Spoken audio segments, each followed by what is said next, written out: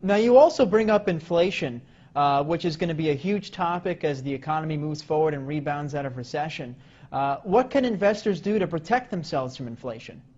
Well, I think to protect yourself from inflation, you should do what the Chinese are doing. Because the U.S., Bernanke and those boys are printing trillions of dollars and not telling us about it. I mean, I think it was Bloomberg that just sued the Fed for, you got to open up your books.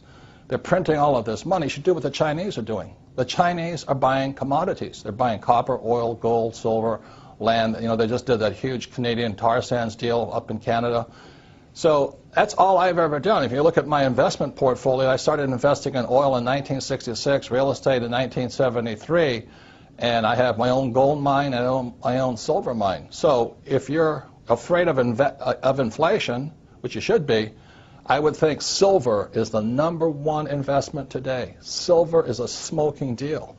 And silver at about $15, $16, $20 an ounce, average Joe can do it. You just cut out your Starbucks for a while and go buy some silver. You're in the game. Silver is one of the biggest things against inflation you'll ever see.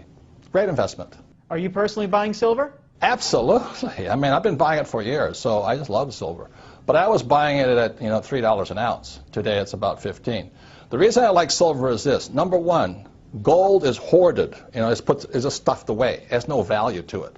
Silver is an industrial commodity. It means it's used in cell phones, cameras, computers. It's used everywhere. So that means today, what's really interesting is that there is more gold on planet Earth than silver. It is fantastic. And back when, 1 year ago, I think silver was 50 times less expensive than gold. In other words, for 1 ounce of gold, I could buy 50 ounces of silver. Today, 1 ounce of gold will buy 70 ounces of silver, which means silver is a bargain today. Now, with all the government expansion, inflation looming, taxes running higher, would you say Obama's running the country like a rich dad or a poor dad?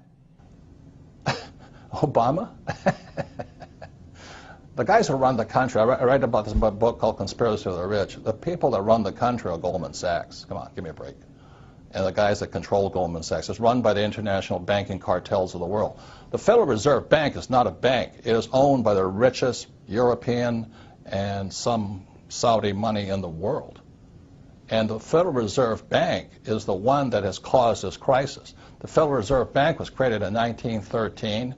In 1944, there was a Bretton Woods Agreement. 1971, Nixon took the world off the gold standard.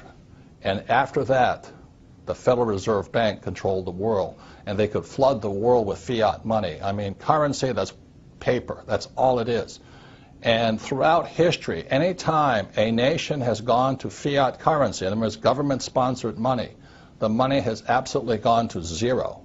It has no value. So that's why you see gold fluctuating right now and silver fluctuating right now, oil fluctuating right now. It's because the world, the smart money knows the U.S. dollar is trash. I don't think Obama can do anything because he doesn't control the world. Goldman Sachs does. Robert Kiyosaki, best-selling author, investor, motivational speaker, and inventor, author of the upcoming book, Conspiracy of the Rich. Robert, thank you so much for coming on the program today. Thank you. This has been an interesting experience. Thank you. Signing off, I'm Dan Mandrew for Newsmax TV Money.